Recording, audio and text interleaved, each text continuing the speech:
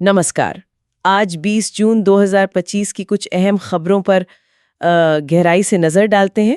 हमारे पास जो स्रोत हैं उनमें भारत और दुनिया दोनों की बातें शामिल हैं। जी हाँ, और ये स्रोत भी काफी अलग-अलग हैं। विमानन सुरक्षा है, अंतर्राष्ट्रीय कूटनीति भी, मानवीय संकटों पर भी बात होगी। हाँ, और जलवायु परिवर्तन की चिंताएं, खेल जगत की खबरें, ये सब भी हैं। तो कोशिश यही रहेगी कि इनमें से जो सबसे खास जानकारी है, जो मतलब की बात है, वो निकालें। बिल्कुल, चलिए शुरू करते हैं। तो पहली खबर भारत से है, थोड़ी दुखद है। अहमदाबाद में जो एयर इंडिया AI-171 बोइंग 787 विमान हादसा हुआ था, उसकी जांच अभी चल रही है। 241 लोगों की जान गई थी उसमें। हाँ, ये बहुत दुखद था।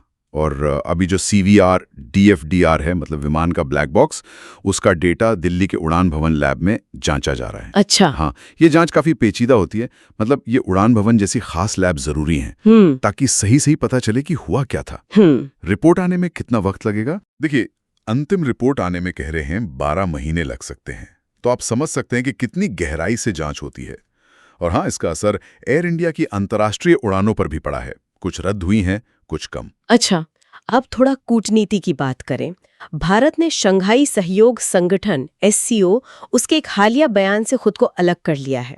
बयान में इजराइल की आलोचना थी। ये क्या संकेत देता है? ये देखिए, ये भारत की जो स्वतंत्र विदेश नीति है ना, उसको दिखाता है। और खासतौर पर मध्य पूर्व को लेकर एक संतुलित रवैया रखने की कोशिश। मतलब SCO जैसे मंच पर भी भारत अपनी लाइन अलग रख रहा है। बिल्कुल, जहां सदस्य देशों के हित अलग अलग हो सकते हैं, भारत ने साफ किया है कि वो अपने फैसले खुद लेगा। ये रणनीतिक स्वायत्तता को दिखाता है। और इसी दौरान ईरान में जो तनाव बढ़ा है, वहां फंसे भारतीयों को निकालने के लिए भारत ने ऑपरेशन सिंधु भी चलाया है। जी हाँ, ऑपरेशन सिंधु। और ये सीधे तौर पर जुड़ा है उस बढ़ते इजराइल-ईरान तनाव से, जिसकी चर्चा पूरी दुनिया में है। हाँ, वो G7 देश भी। बिल्कुल, G7 देश यानी दुनिया की 7 बड़ी अर्थव्यवस्थाएं, कनाडा में उनकी बैठक हुई।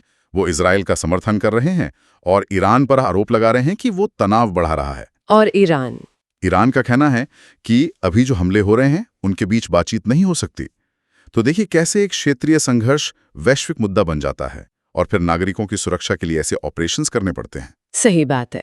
इन तनावों के अलावा एक और बहुत बड़ी चिंता है जो दुनिया भर की है, जलवायु परिवर्तन। हाँ, ये तो है ही।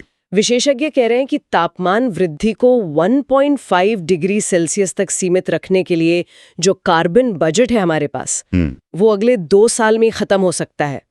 2 साल! ये वाकई बहुत गंभीर चेतावनी है। सिर्फ 2 साल का कार्बन बजट बाकी है। मतलब हमें तापमान वृद्धि रोकने के लिए बहुत बहुत तेजी से बड़े कदम उठाने होंगे। और ये सिर्फ पर्यावरण का मुद्दा नहीं है ना? नहीं, बिल्कुल नहीं। ये हमारी अर्थव्यवस्था, हमारी सुरक्षा, हमारे भविष्य, सबसे जुड़ा है। बड़ा सवाल यही है कि क्या दुनिया इसके लिए तैयार है? क्या हम वो कदम उठा पाएंगे? और एक और आंकड़ा है जो सोचने पर मजबूर करता है। आज 20 जून विश्व शरणार्थी दिवस भी है।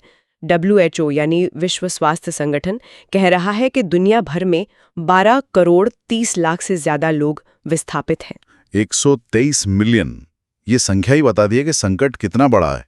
संघर्ष, उत्पीड़न और अब तो जलवायु परिवर्तन भी एक बड़ा कारण बन रहा है लोगों के विस्थापित होने का। और WHO जोर दे रहा है कि इन्हें तत्काल मदद और समावेशी पुनर्वास की जरूरत है। जी, समावेशी नीतियां बहुत जरूरी हैं ताकि इन लोगों को फिर से एक सामान्य जीवन जीने में मदद मिल सके। ये बहुत महत्वपूर्ण है। आगे क्या होने वाला है उस पर भी हम नजर डाल लेते हैं। 24-25 जून को हेग में नाटो का शिखर सम्मेलन है। हाँ, नाटो समिट। और ये पहली बार है कि नीदरलैंड्स इसकी मेजबानी कर रहा है। अच्छा, क्या मुद्दे अहम रहेंगे इसमें? देखिए, अहम मुद्दे वही हैं जो आजकल चल रहे हैं। रक्षा खर्च कितना हो, यूक्रेन को मदद कैसे जारी रखी जाए और रूस का जो रवैया है, उस पे बात होगी। मौजूदा माहौल में ये बहुत महत्वपूर्ण बैठक होगी। और खेल जगत से भी कुछ खबरें हैं। हाँ, कुछ सकारात्मक खबरें भी हैं। जैसे 2025 का महिला क्रिकेट विश्व कप वो भारत और श्रीलंका मिलकर होस्ट करेंगे। ये अच्छी बात है। जी, और बुडापेस्ट में विश्व जूडो चैंपियनशिप भी खत्म हो रही है। ये खेल आयोजन दुनिया को थोड़ा जोड़ने का काम भी करते हैं। बिल्कुल।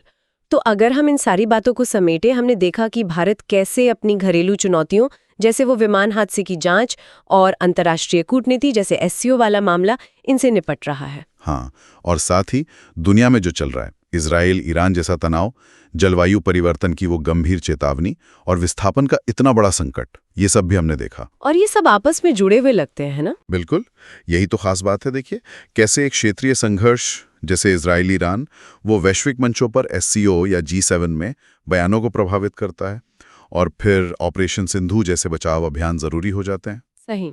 और दूसरी तरफ जलवायु परिवर्तन और विस्थापन जैसी जो बड़ी व्यापक चुनौतियां हैं, वो तो हर किसी को प्रभावित कर रही हैं, और वो मिलकर काम करने की जरूरत पर जोर देती हैं।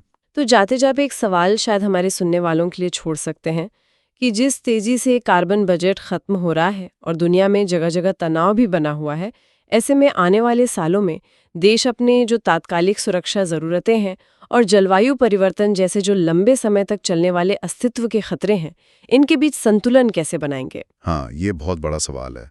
संतुलन कैसे बनेगा, ये सोचने वाली बात है।